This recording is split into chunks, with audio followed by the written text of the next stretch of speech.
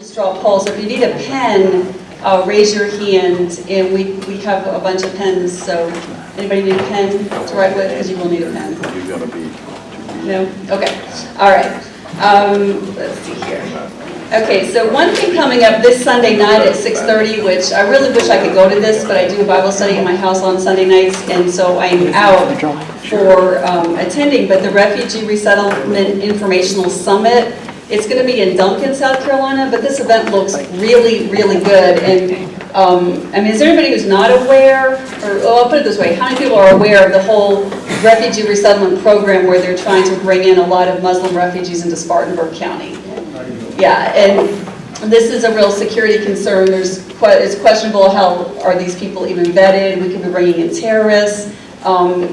You know, what's happening is large groups of Muslims are being imported out of the country and settled into different areas. And then if you look at Dearborn, Michigan, for instance, or Europe, you know, areas where large groups of Muslims have accumulated, it's created a huge number of problems for the citizens. So I've got some flyers on the back about that. Is there anybody who thinks they might be able to go? Because we need some volunteers to attend that. So it's Sunday at 6:30, this Sunday at 6:30 in Duncan. Anybody offhand think they might be able to do that? David, Alan, okay, good, good. Well, if there's anybody else, see those two guys, if you all want to carpool over or something, like I said, I've got some flyers in the back. I was trying to email you guys out some information about it today, and I'm having all these problems with my computer emailing. So anyways, I'll keep trying to do that. Lawrence County Council, the next meeting is Tuesday the 22nd. Concealed weapons class, the price went up because we didn't have at least 4 people apparently to do it. So if a few more people want to do it, the price would probably go back down to $80, but as of right now it's $100, and it is the 26th of September. So I put Ware's phone number on the agenda, so if you want to take that class, just call him. We do have full numbers on phone. Oh, we do? Okay, oh good. And you talked to William Ware about that? Okay. Oh, good, good, good. Yay, okay. Well, if there's some more, anybody, so hopefully it's $80 then. So if you want to do that, call him. School on the Square, one of our members, Cindy Cannell, they own one of the buildings on the square in downtown Lawrence. It's like the side street across the street from Palmetto Bank, and it's kind of like open. I guess it was like a carport area, but it's like a building. I don't know if you know what I'm talking about, but anyways, she offered us that for free. And the nice thing is it'll be away from the band because it's always really loud where we usually are, and we don't need to set up a tent because it's already a covered area. So we're just going to do it Saturday only. So I'm going to pass around another sign-up sheet. I know people signed up last time and a lot of people signed up for Friday, but we're just going to do it on Saturday. It's 10 a.m. to 8 p.m. And ideally it'd be nice to have 2 volunteers for each time slot, but I'll pass this around, and if anybody can help. It's always a good event to just be out in the community. We're going to be passing out a lot of information, and we have a lot of free stuff too, like Constitution coloring books and American flags and stuff like that too. So it's a really good event to do. The big thing we've got coming up is taking a stand to fight for religious liberty. It's our rally we're doing Saturday, October 10th, and it's going to be 4 to 6 p.m. Lucas Avenue Baptist. John Orcutt, I saw you come in. John's got a bunch of flyers and things. John, did you get it mapped out like for people to post around town? I do. I've got a cover sheet with different areas, and the cover sheet it's got it circled where it needs to go. Oh, good. Okay. Well, if anybody could help put up posters for that around town, like he's got it mapped out. Like say, probably you've got like downtown Lawrence, right? Yep. I got so very manageable. Very manageable. Okay. So you just go to the businesses and say, "Can we post a flyer?" And usually, because I've done this before, they're usually like, "Oh yeah, that's fine," and you put them up. So it's not hard, but we do need people to do that. And we also we have a really good lineup of speakers so far. Rafael Cruz is Ted Cruz's father. He has apparently like an excellent 45-minute PowerPoint presentation on reclaiming America. So he's kind of our keynote speaker. But we also have Mike Gonzalez, who's the head of the SC Pastors Alliance, and they are really working hard to get the pastors involved in the, like engaged in what's going on in our country politically. So he's really dynamite. Mike Post is the pastor of Lucas Avenue Baptist. He'll be speaking. It'll be at Lucas Avenue Baptist.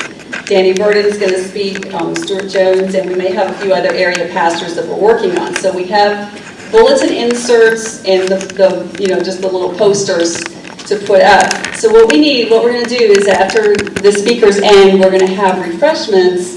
And I was thinking if everybody could maybe bring something, like if everybody could bring either a dessert or just bring a finger food or drinks. Oh, yeah? Right. Yeah, it didn't work out for that. It did not, no. So that's why we moved to Plan B. So, yeah. So I think that would work out if everybody. So I'm going to pass around a sign-up sheet for that, and then also the other thing we need everybody to do is you need to go to your. Okay, this is the volunteer for what you're going to bring. So just you can write on there like dessert, finger food, or drinks. Okay, and then the other thing we need, because the pastors will not want to come or be involved unless they hear from you. So you go to your own church and your own pastor and you tell them about this, you give them a flyer, say, could you attend? And if they can't, they can. I mean, they may have something else they're doing or whatever, but can I promote it within the church? Can you announce it and can we put these bulletin inserts out, or hand out the flyers or whatever? So that's what, if we do that, we can pack this place out. The church will seat 300, so I think we can easily get 300 people if we do this. And this is a really good way for us to reach beyond just our group and get more people involved. I think Seth Buckley's coming from First Baptist Spartanburg, he's under Don Wilton. Okay. We advertise that, it's going to be wide open. I think he's coming. Yeah. Yeah, well, hopefully, because Vince Coakley's here, maybe he can advertise it for us. Mentioned it a few times. There's another radio person, Tara Servetti, I don't know how to pronounce her last name, but I will see if I know her, so I'm going to see if she can mention it, and then we're going to put it in the Advertiser, the Chronicle, and also WLBG. I was going to go record a radio ad for them and have them run it, because it's like $10 an ad, so.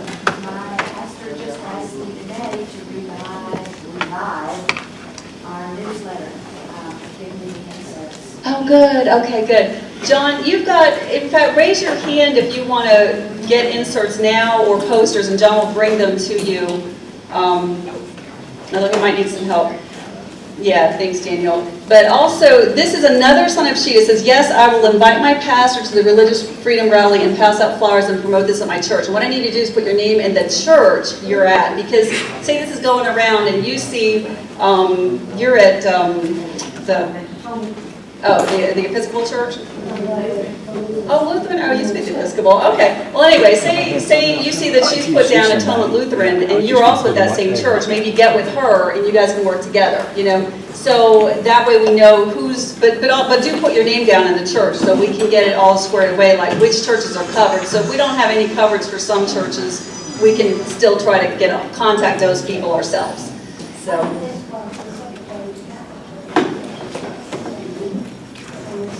Have you got singers, Dianne? Okay.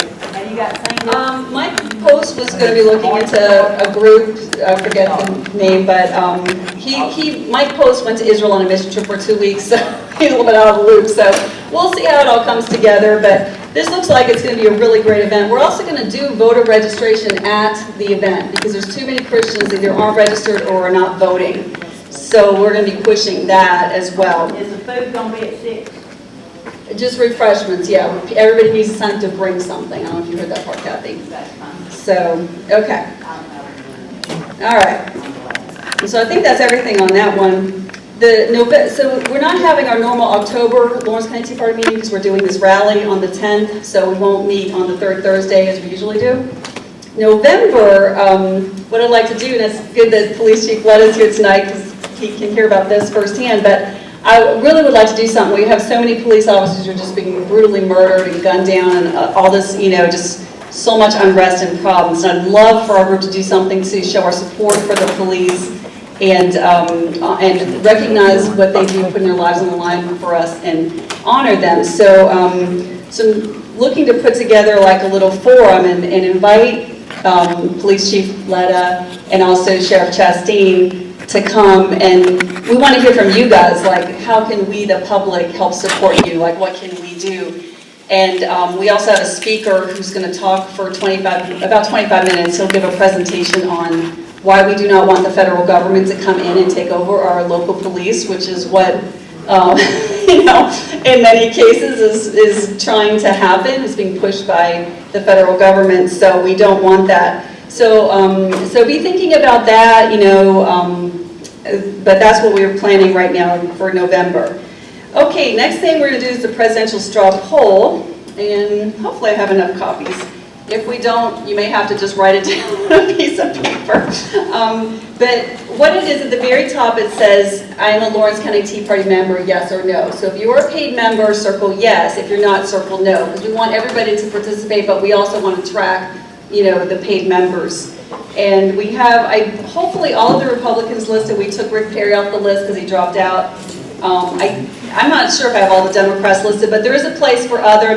Only vote in one, obviously, but because we're nonpartisan, I don't know if anyone wants to vote in the Democratic primary, but it's there in case you do. So you can vote either Republican or Democrat. If there's somebody not listed, there's a space for other, and if you're undecided, you can do that. And at the bottom, the vetting committee is trying to decide who we should vet, which candidates.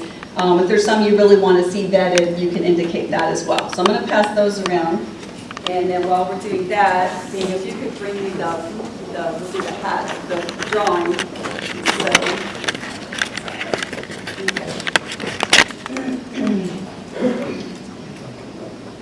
And I'm going to do the drawing, and then we're going to have teacher come up. All right. Okay. Drawing for the hat. And I'm not looking. Okay, it goes to Charles McKinney.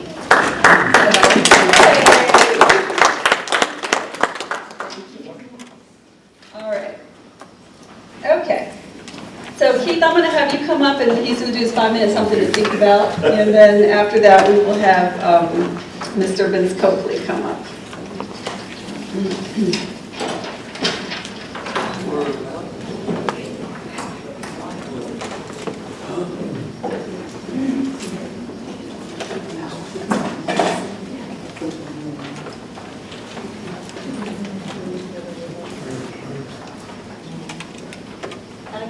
Ballots, just fold them and pass them one end and we'll pick them up.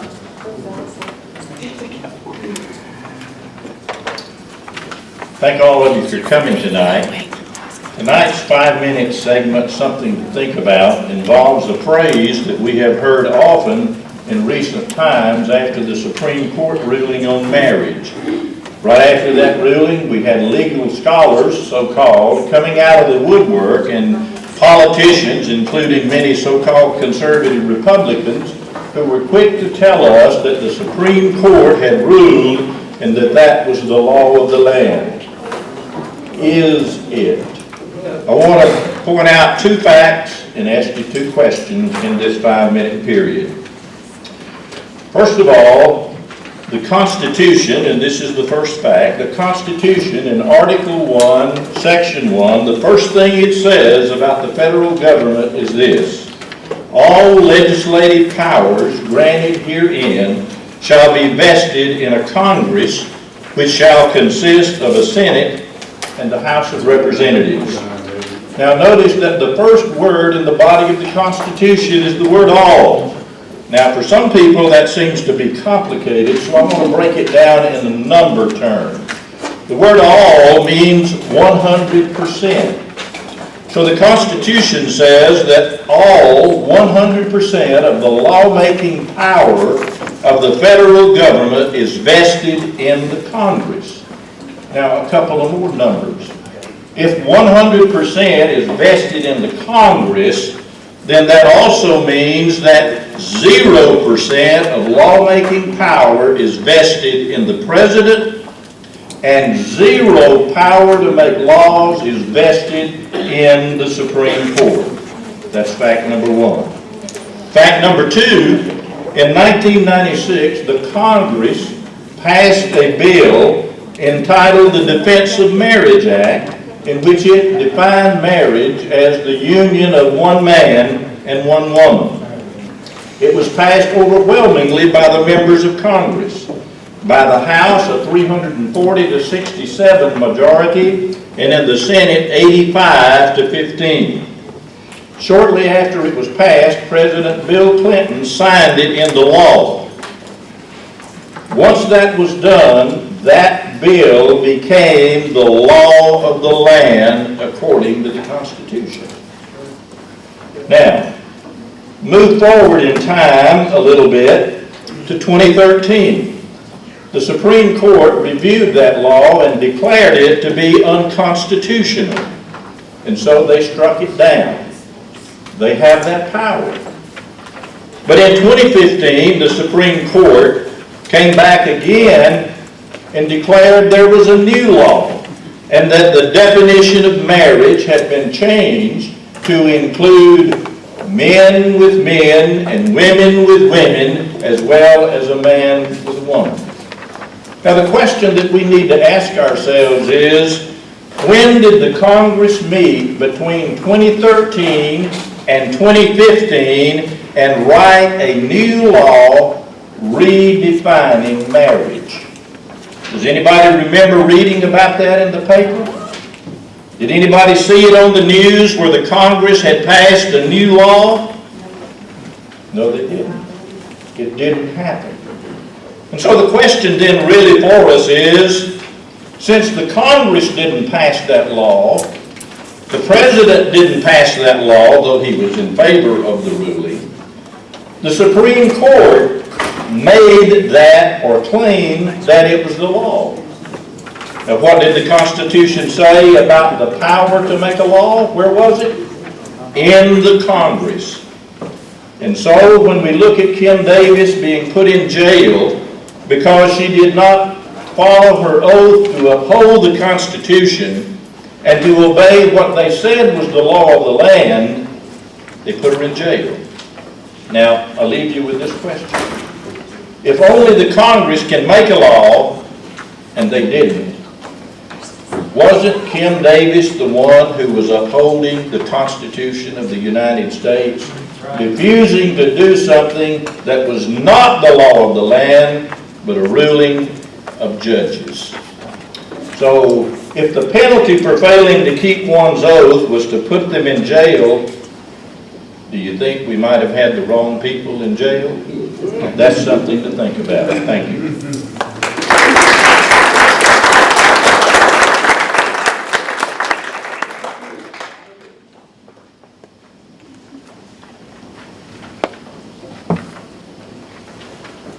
Okay, we're still getting, if you need your ballot picked up, raise your hand, and we'll come pick it up. I think we saw a few ballots out. Josiah, do you want to vote? I'd like to. Yeah, run back to the table back there and get a ballot. We still have some extra ballots if anybody didn't vote and wants to.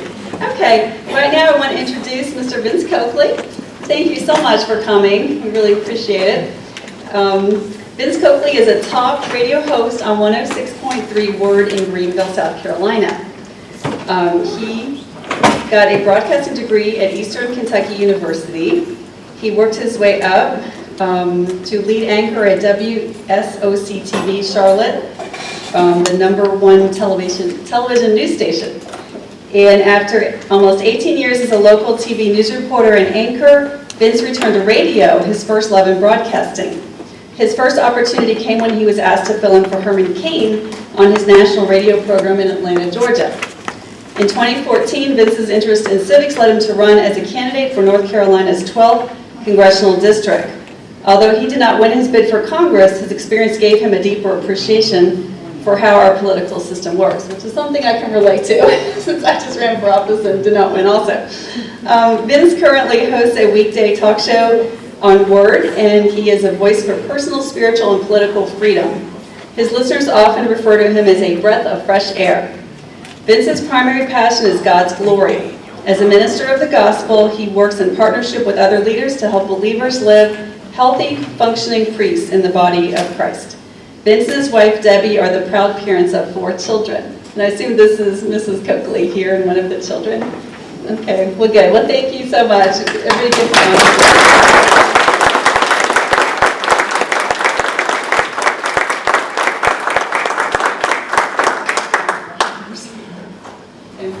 put the screen down?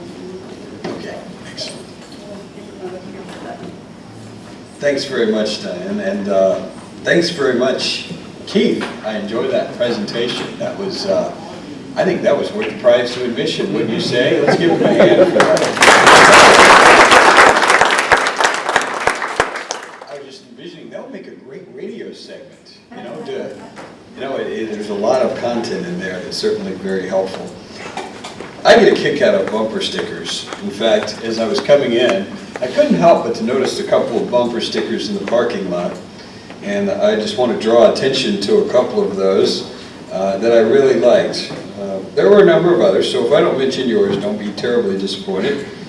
Let's see, no more Bushes or Clintons.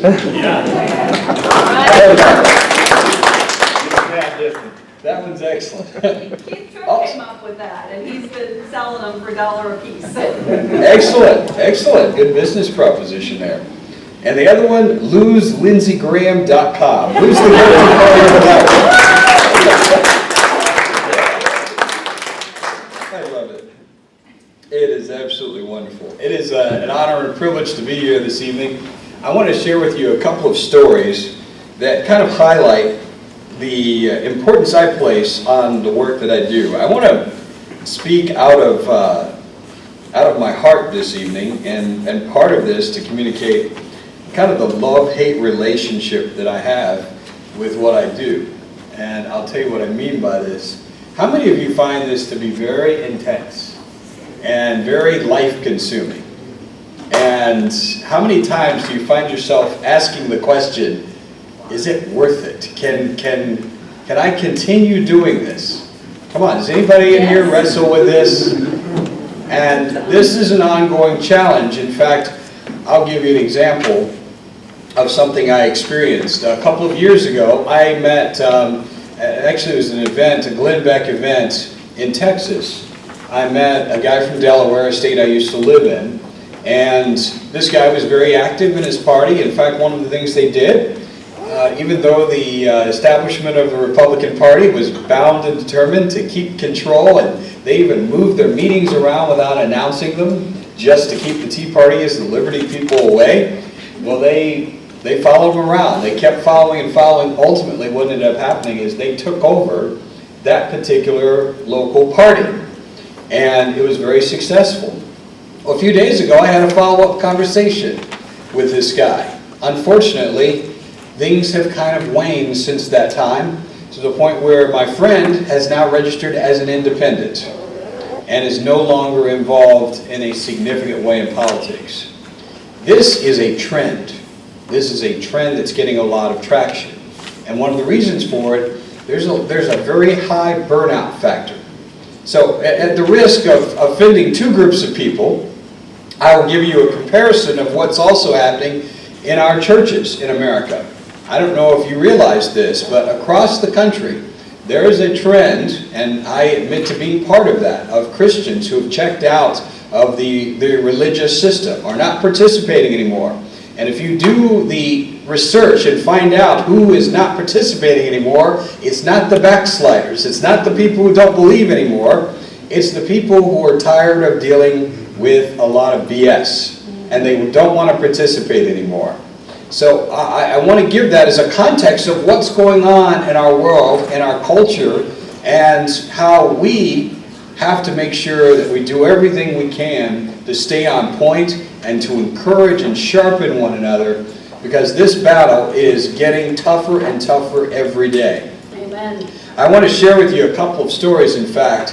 One I just learned of yesterday evening. I want to touch on the Kim Davis thing in my former home state of Kentucky, and I'm very, very proud to say that one of the people I consider a friend in Congress, Congressman Thomas Massey of Kentucky, proudly stood with Kim Davis in supporting her in her efforts. And one of the questions I continue to pose to people is, which law did she violate? Can you point out which law this woman is in violation of, and why she is actually, she was put in jail? I also have to give a real salute to Mike Huckabee, who made an extraordinary point last night. How many of you heard what Mike Huckabee had to say? He made the point that one of the terrorists on trial in this country was given certain privileges and rights. His religious sensitivities were respected, and basically they were given greater precedence than Kim Davis has been given. There's something very wrong with that. Very wrong with this picture. I also want to share with you a story I just learned of last night. I have a good friend in North Carolina. She is in nursing as anesthetist. She also has a husband who is a doctor. And I happened to learn just yesterday evening, I knew she moved, I didn't realize why. And I learned the story behind why she moved. Her husband, it seems, was having a conversation, a private conversation with a patient. This patient just happened to wonder, hey, what is your thought on Amendment 1? Amendment 1 in North Carolina was legislation, of course, that defined marriages between a man and a woman. And he said, hey, this is, I believe in the Bible, what the Bible teaches about marriage. Just so happened that there was a man who I believe was a homosexual, a nurse who just happened to be walking by, overheard this. He made a complaint to the medical system and said that this comment created a hostile working environment. One of the things that I really want to get across to you, by the way, he has since moved on to another medical facility out of state. This is what's happening. This is the battle. And if there's one thing that I want to emphasize to you tonight, and I was very glad the encouragement to get pastors involved, I want to be as gracious as I can possibly be, and yet at the same time, I also want to be very firm and very blunt. There are a lot of pastors, a fire needs to be lit under their rear ends to stop focusing on church work alone and start focusing on things that really matter.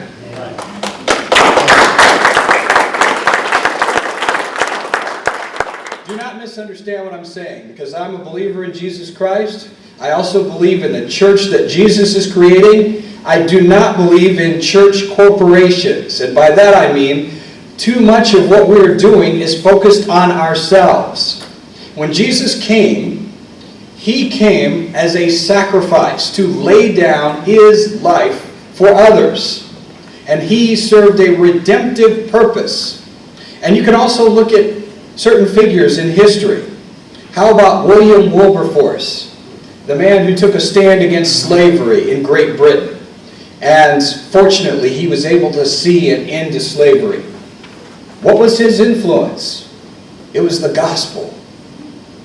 Take a look at another significant example, Martin Luther King. Again, strong influence of the gospel. One of the things that's really important here is we have become very, very self-centered in our religious expression. And rather than being about serving and about cultivating something that's going to be beneficial to society, much of what we're focused on is very, very selfish. Did you know, and I wasn't intending to go here, but this is a freebie, roughly 80 to 90% of church budgets are spent on what? Us, ourselves. There's something wrong with this picture. And I can tell you this is one of the reasons why we're losing these so-called culture wars, because rather than engaging in the culture and society around us, we've been focused on doing all kinds of internal things that have no eternal value at all. And I know that's stepping on some toes, because you'll hear people say, well, the important thing is to preach the gospel. Well, that's all wonderful. How much of that is taking place, too, outside of the four walls of a building? You see, this is where we've lost the battle, folks. We've lost the battle because we have been confined. In fact, how many of you know that there are efforts right now within government agencies? They have tried to change the oath, well, not the oath, but information for new citizens coming into the country. Rather than referring to freedom of worship, They're making freedom of religion, they've changed that to freedom of worship. Now, why do you think that is so important? Because most people, in their ignorance, see worship as something that takes place where? Inside a building. So you fine little Christians, you just stay in your little building and mind your own business. That's what the world wants you to do. And you know what? We have complied. We've not had to, nobody's had to tell us that, because this is what we have been doing a good part of the last few decades. So as a result, while we've been busy having church, focusing on meetings and services, rather than being the body and learning how to be salt and light and functional priests in a community and penetrating our neighborhoods with the gospel and the life that we have, what has happened as a result? We've just been developing Christian ghettos that have little or no impact on the society around us. I was not intending to go there, but I did. I wanted to tell you about a project that I have started just a few months ago, and in a little bit I'll also show you a video that gives you a picture of what we're hoping to accomplish. How many of you here are fans of John Boehner? Any John Boehner fans? How about Mitch McConnell? No, come on, one hand at least for Mitch McConnell. One of my concerns, and one of the things, and I raised questions way back at the end of the year. It's hard to believe, here we are almost a year out. At the end of my run for office, I remember asking the Lord, all right, what was that for? You know, after losing, and I was like, what was the whole point of this exercise? Well, one of the interesting things that's happened is my campaign manager is now the Republican Party chairman in North Carolina. He's the first black Republican chair in North Carolina, and I'm very excited for him. I also want to encourage you to pray for him. This man is under assault right now from the establishment of the Republican Party. So I want to encourage you to pray for him. That's one good benefit that's happened. He's there in that place. But the other thing that happened is I met some wonderful people last year. How many of you are supporters of this guy named Jeff Duncan? For good reason. I want to tell you, one of the most supportive people that I got to know last year and continue cultivating a friendship with is Congressman Jeff Duncan. You should be very proud of him. Please uphold him in your prayers. Do everything you can to support him. I wish there were 434 just like him. That's right. We would be in so much better condition. There's no question about that. But one of the things that started to happen last year is I realized I met a number of members of Congress. The Lord seemed to give me the opportunity to connect with people, with the most conservative, the most constitutionally sound members of Congress. And I was starting to like those members of the Freedom Caucus, because that's what we need to do. We now have several dozen members of the Freedom Caucus. Those are the ones who are on the front lines of battle now, who are standing up to make sure that Planned Parenthood is defunded. How many of you want to pull the plug on Planned Parenthood and make sure they don't get one single dime of taxpayer money? The leading edge of that battle is taking place from the Freedom Caucus. Don't you find it amazing?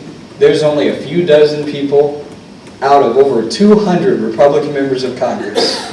Isn't that scary? Doesn't that tell you where we are? And I would dare say that we could have many more if we were purposeful in laying out a plan for getting these kinds of people into office in other districts across the country. One of the things I think that is a great target and a great purpose for next year is to make sure we replace the entire leadership team of the Republican Party. It needs to be replaced. I hope John Boehner is taken out in this resolution introduced by Mark Meadows from North Carolina. But beyond that, we've got elections coming up next year. And one of the things that's been on my heart is to make sure, what is it we can do to educate voters, to give them a vision of what they should expect for a member of Congress. Because this is ultimately not about Republican and Democrat. It's not about left and right. It's about what's right and what's wrong. That's right. It's not about Republican and Democrat. It's ultimately about limited government versus the growth of big government. And unfortunately, the Republican Party has been out to lunch in this battle for quite some time. What I started to do was to begin a political action committee. It's called Sacred Honor USA. And the goal is to lay out basically a freedom and prosperity agenda. It's all about restoration.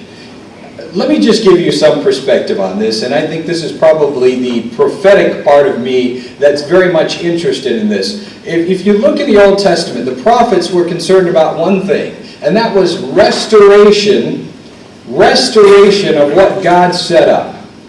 Going back to the original foundation. How many of you have computers at home? How many of you have had a computer go down? And what's one of the things that a good computer technician will do to get your computer working again? Well, very often what they will do is a system restore. So it goes back to the time that your computer was working the way it was supposed to. And sometimes it means doing a clean install. You've got to get rid of all of those programs and the spyware and all of the unnecessary things that are dragging the performance of your computer down. I'm here to tell you that's what's happened to our country. Over the years, not only the laws that have been passed, but the Supreme Court rulings that have undermined our constitutional process. And you know what's sad about this? If you look at our history over the past 100 years, what has the Republican Party done to reverse any of these initiatives? Do you see any evidence whatsoever that the Republican Party has changed anything? No. See, I want to tell you folks, the Republican Party has been running a scam. That's right. And it's time for people to stand up and say, no more. We're not just going to vote for people just because they have R's behind their names. That is no longer going to be enough. Let me tell you something, folks. It's time that we send warriors to Washington, D.C., who are going to fight, and if they're not going to fight, do not send them. Absolutely do not send them.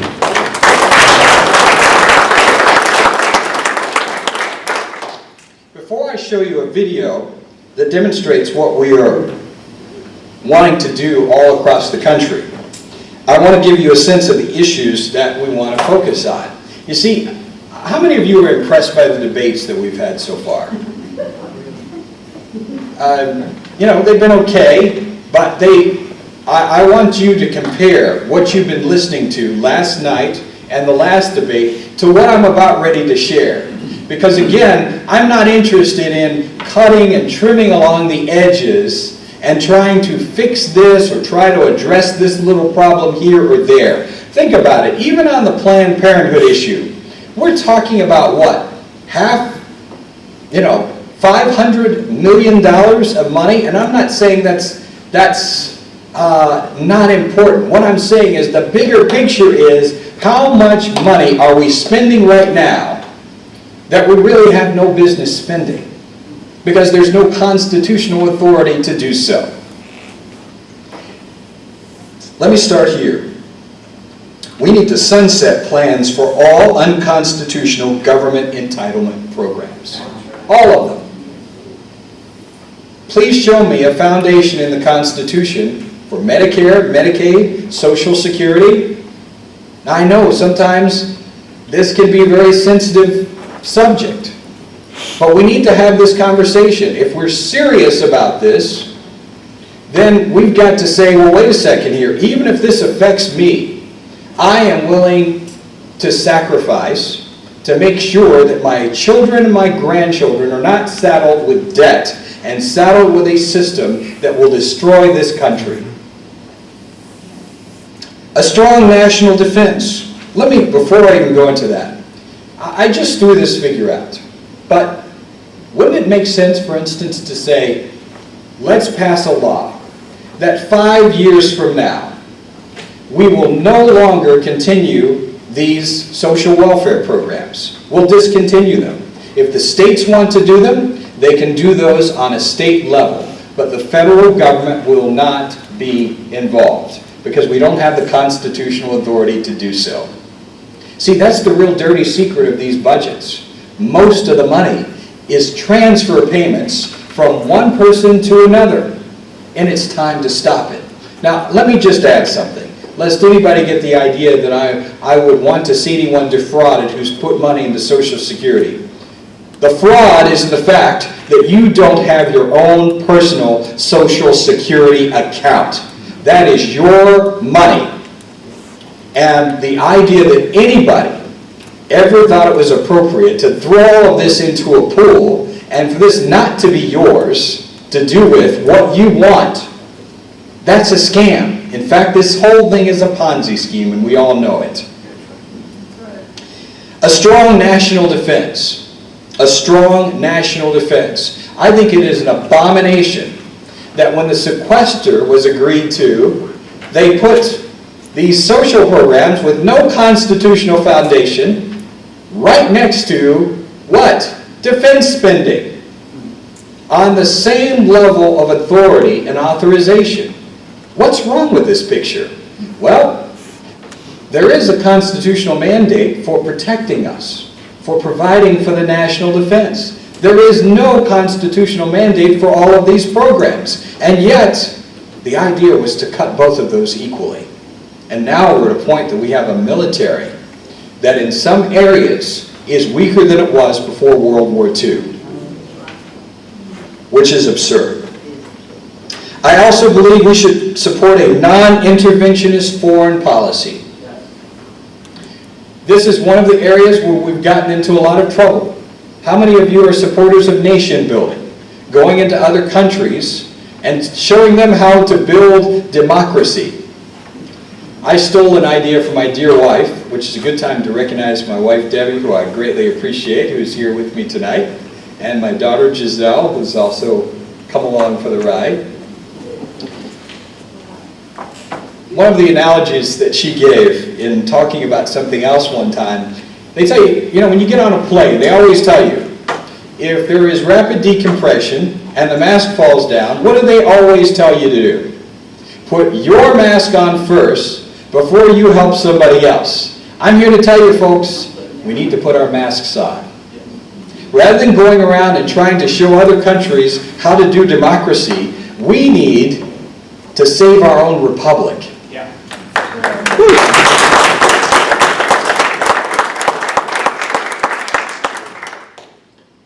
Wasn't intending to go into this. Let me just briefly mention this. Several years ago, I went to a conference in York County on Islam. It was one of the most earth-shattering encounters I ever had. I was listening to several presentations over a period of about 2-3 days on Islam. And this threat is not just in the form of terrorism, it's also in the form of what's called civilization jihad. I know you're very concerned, for instance, about the issue of refugee resettlement. Let's be honest here, folks. Those people who are promoting the radical Islamic agenda, one of their agenda items is essentially to colonize the United States of America. They're already colonizing Europe, and they're doing the same thing here in the United States. That's right. So we should not kid ourselves. That's one of their objectives. But one of the things that's important to understand is when I went to this conference, it was very shocking to me to learn that we had people even in the Bush administration at the time who were very comfortable with allowing counsel for members of the Council on American Islamic Relations, or CARE. Think about this, folks. Can you imagine back during the Cold War taking counsel from communists here in the United States on how to deal with the Soviet Union? That's exactly what's happening right now in this administration. And it happened in the Bush administration as well. This is one of the unfortunate things that's happened, and we have to address that. Non-interventionist foreign policy. And it's a very important step that we need to take. I think one of the unfortunate things that's happened is we've drawn these battle lines, and we've made this comparison between hawks over here and so-called doves over here. I think that's a very simplistic way to look at this, because I don't think that's very accurate. Just because someone is a so-called hawk does not mean that person is right. In fact, I think a lot of this hawkish behavior has gotten us into a lot of things that we don't need to be involved in, like supporting Syrian rebels. And in the process, we have ended up arming people that we should not have armed. How many people know what happened in Libya? And the fact that we've now opened this up to be a failed state. I mean, I cringe when I play the soundbite on the radio show of Hillary Clinton laughing, cackling, saying, "We came, we saw, he died." Seriously, about Muammar Gaddafi. Now, another freebie for you. I don't think that had anything to do with protecting Libyan citizens. I think it had something to do with the fact that Muammar Gaddafi had decided with other countries in Africa to have a currency that was backed by gold, that was going to be a threat to our paper currency here in the United States of America. That was all about economics, folks. Exactly. And we toppled this country, and as a result, we've opened the country up to Islamic influence. We did that, folks. This interventionism did that. Can I just throw this into, I think there are some people who need to be tried, who need to be put on trial for treason, for helping to promote radical Islam. Honestly. That's another murder that should hang around Hillary Clinton's neck. Well, I'm not going to touch that one for right now. I just want to, because of a limited amount of time, I don't want to go into all those items. I want to encourage you to read more about some of the agenda items. But our goal is this. You folks are well educated here. You have got to help share your information. And one of the things that I found, particularly with the conservative and the Tea Party liberty movement, unfortunately we skew older. We've got to reach these younger generations. We've got to reach minorities. And we've got to do everything we can to make our ranks bigger.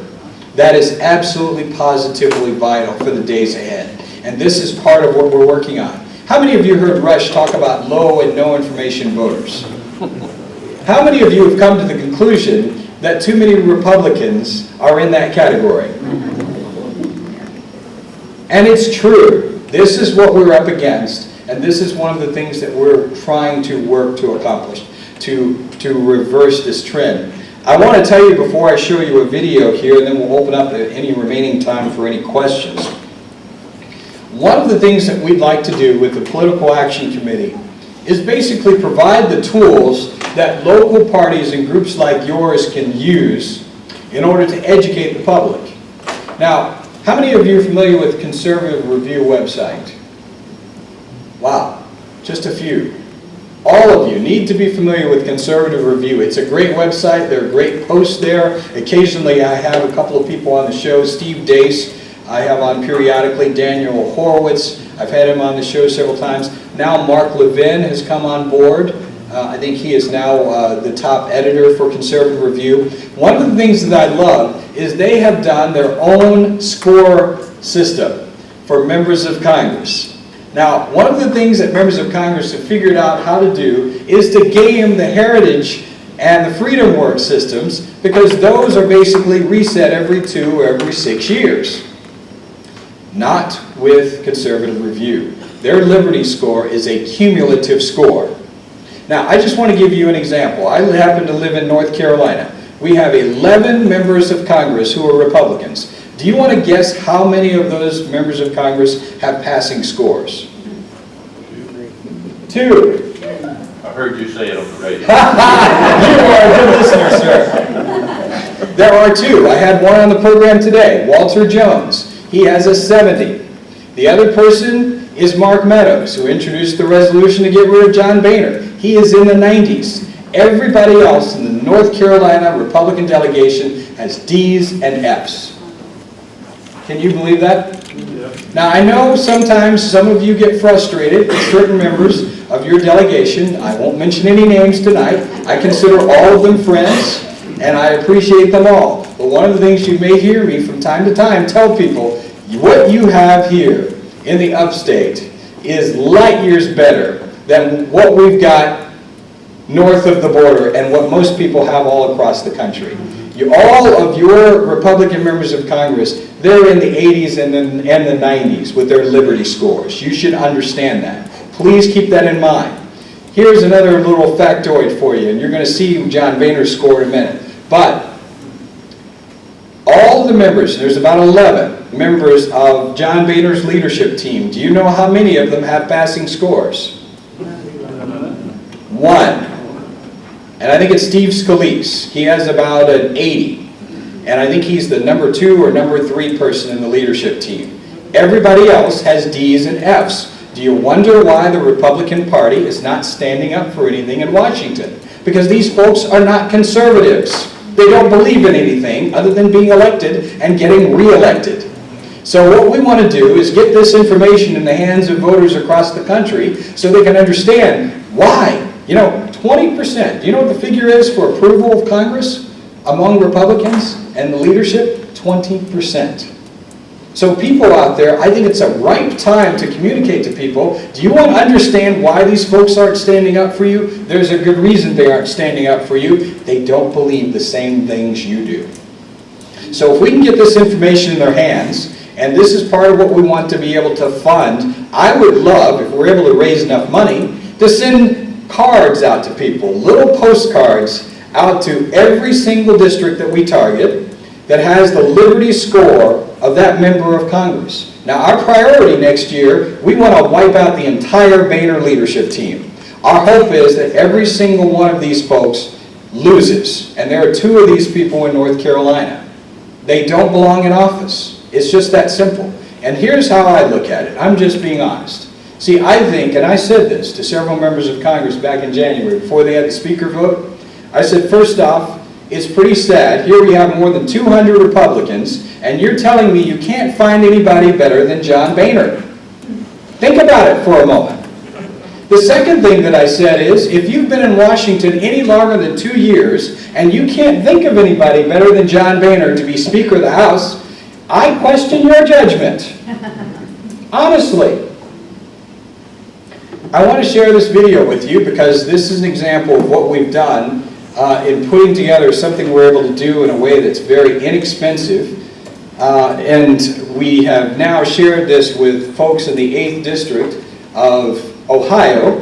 It may be a moot point next year because if John Boehner loses his speakership, I suspect he's probably going to retire and not run again. But now's a great time to put the pressure on. So I want to just share with you this 1-minute commercial that we've produced. It's going to come on the screen. And I will step away so I don't get half of my screen. And John, can you start?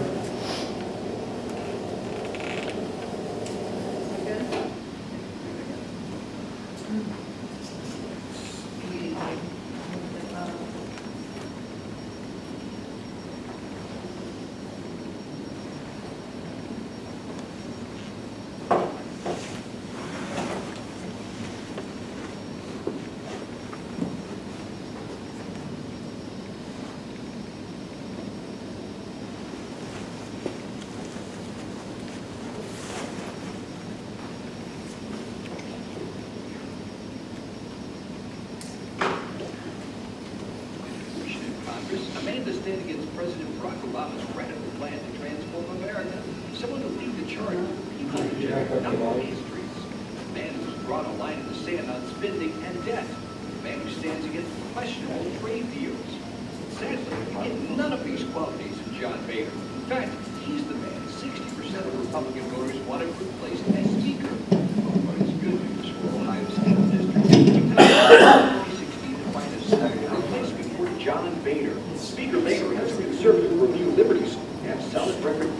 Wouldn't it be great to have solid representation in Congress? Amanda standing against President Barack Obama's radical plan to transform America. Someone to lead the charge of the people's Main streets. A man who's drawn a line in the sand on spending and debt. Can anybody hear it? Sorry.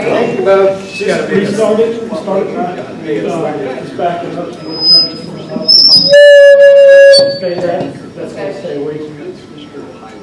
Just point it towards the let me just, I'll scroll. Okay, sorry, y'all. No problem. No Wouldn't problem. it be great to have solid representation? Wouldn't it be great to have solid, there we go.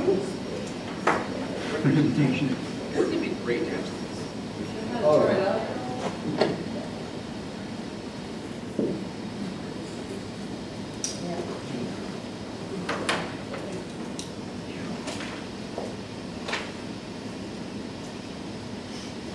Technical difficulties. Or work on the, Tina, did you get the results for the, we could go ahead and announce that while we're showing you that. And bring it up.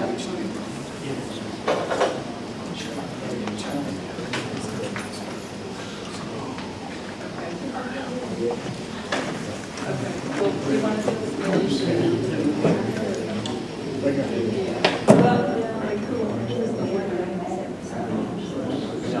okay.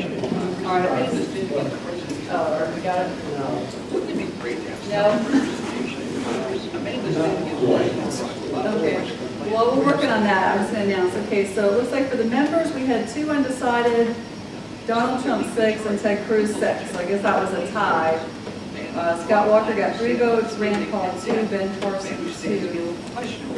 And then for the non-members, we had 2 undecided. Ted Cruz got 9, so he was the winner. Ben Carson got 6. Kasich got 1. How do you pronounce it? Whatever. Anyway, Scott Walker got 1. Donald And Trump. 60% of them. That's better. Yeah, that's better. Go ahead. Okay, yeah. Fiorina 3, Rand Paul 1, Lindsey Graham 1, and Bernie Sanders 2. So that was our results. So Wait a minute. Who voted for me? Who's the traitor? it might be. Well, let's see. That was a non-member. So. Well, we welcome the members. We welcome whoever it was. We welcome you anyway. So it's all right. We're going to try this again. Okay. Wouldn't it be great to have solid representation in Congress? Amanda stood against President Barack Obama's radical plan to transform America. Someone to lead the charge with a people's agenda, not K Street's. A man who's drawn a line in the sand on spending and debt. A man who stands against questionable trade deals. But sadly, you get none of these qualities in John Boehner. In fact, he's the man 60% of Republican voters wanted replaced as Speaker. There is good news for Ohio's 8th District. You have until March 2016 to find a suitable replacement for John Boehner. Speaker Boehner has a conservative review liberty score of 35%, a solid F. Join the movement to advance the constitutional restoration agenda of We the People. Learn more and get involved at sacredhonorusa.com. Paid for by Sacred Honor USA PAC, not authorized by any candidate or candidates committee. So what do you think, folks? Very good.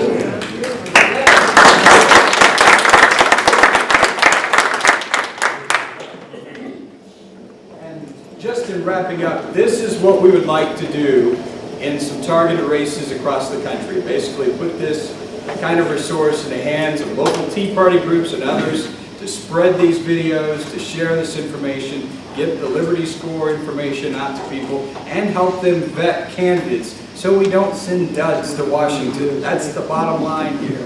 So that's what we're about. I have some cards available if you'd love to be involved in this. And let me just say this, because I think this is really important. And I know from running for office, there are a lot of political action committees out there, and a lot of them are focused on particular groups. We want to work on this issue or that issue. We're focused on restoring our constitutional system. And as a result, one of the things, we're not a special interest group. So what we want to do is we'd like to get thousands, maybe even millions of people who say, you know, I'm willing to donate $25, $50 a month to help fund something like this so that we can help educate our fellow Republicans so they don't make the same dumb mistakes every 2 years, every 4 years, every 6 years. So if you'd like more information, we've got cards in this. You can go to our website, learn more. And this is, frankly, I'm in this to win. I'm not in this because I get up in the morning and feel like doing this, to be honest with you. There are times I'm ready to bang my head up against the wall. But you know what? One of the reasons I continue doing this is this young lady I'm looking at right here, my little 10-year-old Giselle. I want to make sure that she grows up in a country that is free. That she grows up in a country that I can say that I've done everything in my power so that she is able to appreciate the blessings of liberty. See, the beginning of that Constitution doesn't just talk about the people who set this system up, but it talks about a very important word, our posterity. And I know for us, especially those of us who are on the other side of the hill, we've got to be thinking about that. And for that reason alone, I want to encourage you, stand strong, stand firm, don't compromise, and don't settle. Because this battle is way, way too important for us to settle. Thank you very much. I appreciate your hospitality, your invitation, and look forward to continuing to interact and hear great things about all of you down here. Thank you.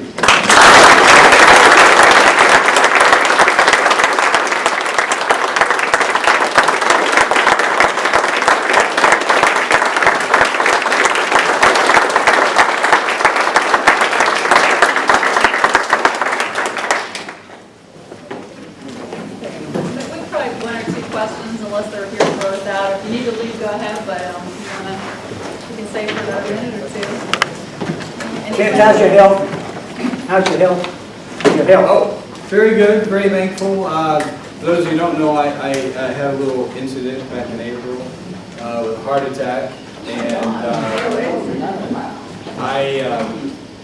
happened a few days before the big 5-0, and I'm just very thankful to be here. Very thankful to be here. And I just went through 12 weeks of cardiac rehab, and everything looks pretty good so far. So I'm ready to resume and do what I do from day to day. I appreciate the question. Yes, sir. My middleman in the hernia, bringing all the mail from the right-wing organizations out to me for money. and I give a lot. On the other hand, it seems that somewhere somebody needs to start consolidating. Yes. Because many of the messages back us in, Yes. and it can't be economic to have so many different outfits sending out all of them. Yes. And his point is about all the organizations. Let me tell you one of the things that I want to do and what we want to do. In fact, you'll see a number of links on our website for Sacred Honor USA. I'm not interested in reinventing the wheel and doing what other people are doing. In fact, one of the things that I encourage you to check out on the website, there's a link for a group that is trying to get more people involved in precincts. It's called the Precinct Project. And the goal is to make, there are half of the Republican precincts, those positions are unfilled. Did you know that? And I want to encourage you, if you're not one of those precinct people, please pursue it, because that's an important method of having an impact on the party. So these are the kinds of partnerships I want to develop. I want us to be kind of a clearinghouse to connect with some of these other organizations, so we're not trying to compete with other organizations and do the same thing that they're doing. And that's a very, very fair point, because I think there's way too much of that. We're not competing. Something real personal. My Yes. granddaughter was in the USS Navy at 19 years old, 20, she's 22 now, but she was in that strait where Syria is at. When Obama was going to drop that chemical weapon.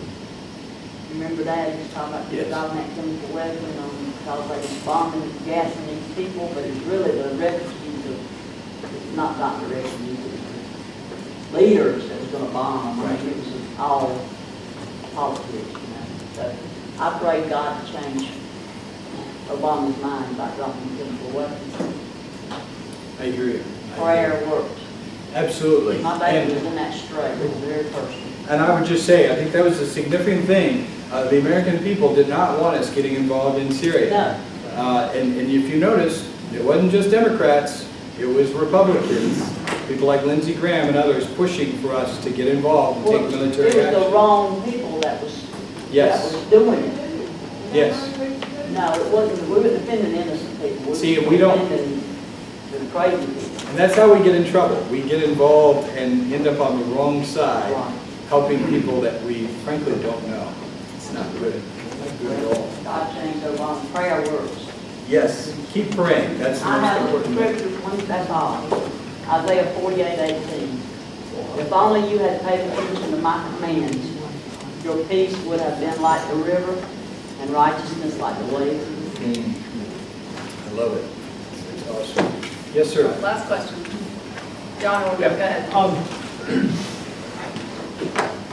What would you propose as a strategy to remedy the situation that in the black community, over 90% of them, well over 90% vote Democrat, and just only a few percentage are conservative, anything, let alone conservative Republican? How do we reverse that? I'd say the key thing there is engagement. And I think that I found this during my campaign last year.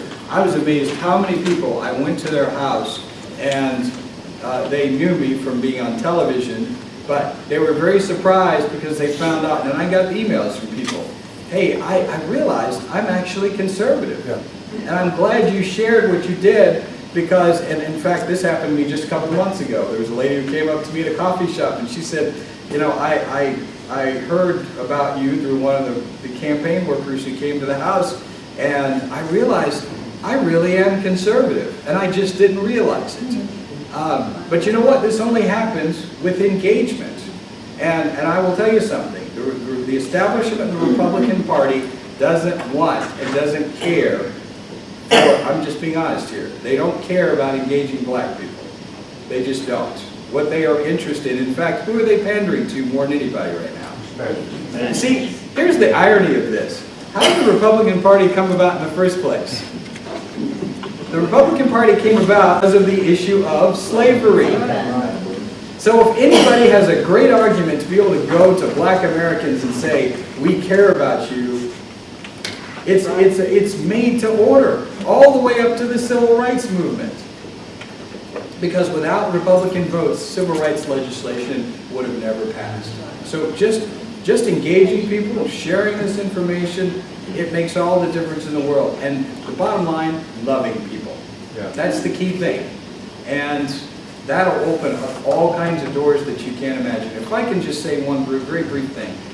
I believe we're heading for some very dangerous times along racial lines. And I think now more than ever, those kinds of initiatives are going to be very necessary because we've got people who frankly want to start a race war and they want to stir up strife and conflict. But I do think there are people hungry for another way, economically and otherwise. They're not interested in stirring things up. They just want help. They want solutions. And I think many of you in this room have them. It's just a matter of you sharing of your heart, sharing of your life. And that can make all the difference And in the that's world. especially true in Lawrence County. The race thing is terrible. Absolutely. And we love black people. Black people got the chip, we don't. I'm glad to hear that. Thank you. We love them. Thanks for... We love all people. I just want to thank everybody for coming tonight, and thank you so much for coming. Thank you. You drove from North Carolina? Wow, I It's really my appreciate pleasure. that. Enjoy. Appreciate that, and thank you so much for everything you do for your It was very encouraging tonight. Thank you. All right, let's